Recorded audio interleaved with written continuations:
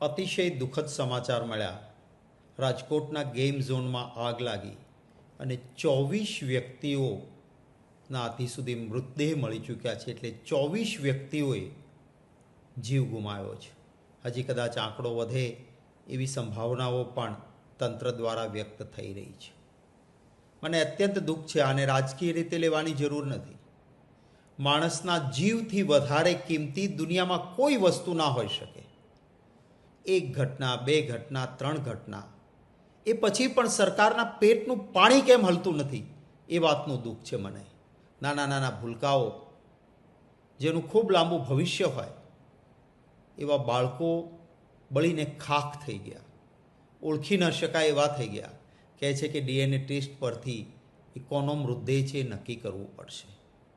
મોરબીનો પુલ તૂટ્યો હોય, પાલનપુરનો બ્રિજ તૂટ્યો હોય, વડોદરામાં બોટ ઊંધી વળી હોય, સુરતમાં ગેમ ઝોનમાં કે બીજે આગ લાગી હોય, આ નિષ્કાળજી નહીં તો શું કહેવાનું આને? ભારતીય જનતા પાર્ટીની સરકારને 156 સીટો આપી, ખોબે ને ધોબે લોકોએ મતો આપ્યા છે. શું તમારી કોઈ જવાબદારી જ નથી? હાઈકોર્ટે વારંવાર સરકારને કહ્યું છે કે ફાયર સેફટીના પૂરતા પ્રાવધાન રાખો.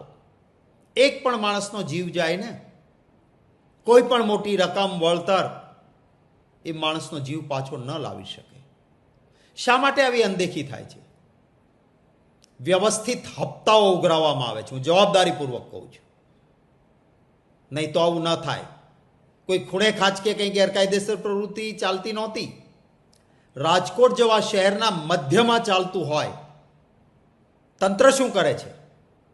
ભારતીય જનતા પાર્ટીની કોર્પોરેશન છે, ભારતીય જનતા પાર્ટીની ગુજરાતમાં સરકાર છે, કેન્દ્રમાં સરકાર છે, બધે જ તમને લોકોએ સત્તા આપી છે. તો જાનમાલની સુરક્ષા એ તમારી જવાબદારી નથી? શું કરો છો તમે? ગુજરાતીઓએ તમારા પર વિશ્વાસ મૂક્યો છે ત્યારે તમારી જવાબદારી બેવડી થાય છે. તમે ભાજપના ધન સંગ્રહ માટે પૈસા લો.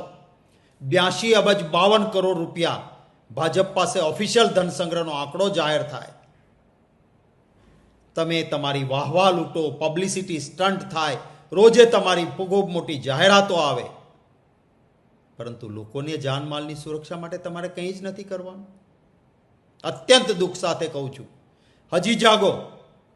એક પણ વ્યક્તિનું જીવન એ અતિશય કિંમતી છે, અમૂલ્ય છે, કોઈ મૂલ્યમાં ના આંકી શકાય. સરકાર આટલી ઘટનાઓ પછી પણ આંખ આડા કાન કરીને બેઠી છે. હવે કહેશે ઘોડા છૂટી ગયા પછી તબેલાને તાળા, કે બધા જ ગેમ ઝોન બંધ કરી દો.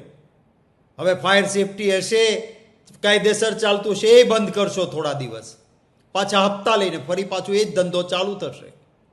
મહેરબાની કરીને એક જવાબદાર લોકશાહીની સરકાર તરીકે આ સરકાર વર્તે એવી આશા રાખું છું. જે વ્યક્તિઓએ, જે પરિવારોએ પોતાના પરિવારના સભ્યો ગુમાવ્યા છે, કોંગ્રેસ પક્ષ તરફથી અને વ્યક્તિગત રીતે એમના દુઃખમાં હું ભાગીદાર થાઉં છું. મારા તરફથી આ દિવ્યગંત આત્માઓને શોકાંજલિ અર્પણ કરું છું. એ નાના બાળકોનો કોઈ ગુનો નહોતો, એ પરિવારનો કોઈ ગુનો નહોતો. તો સરકારના ભરોસે ગયા હોય કે ગેમ ઝોન ચાલે છે ને, બધું કાયદેસર હશે, અમે સુરક્ષિત રહીશું, એમ માનીને વેકેશનમાં એ બાળકો ગયા હોય, એને જીવ ગુમાવ્યો. શું નૈતિકતાના આધાર પર આ સરકારે કંઈ સ્વીકારવાનું છે કે હજી ઠીકરા કોક ઉપર જ ફોડવાના છે? મને ખબર નથી પડતી. કમસે કમ ઈશ્વરનો તો ડર રાખો, એટલું જરૂર કહીશ. દિવ્યગત આત્માઓને મારા તરફથી શ્રદ્ધા સુમન.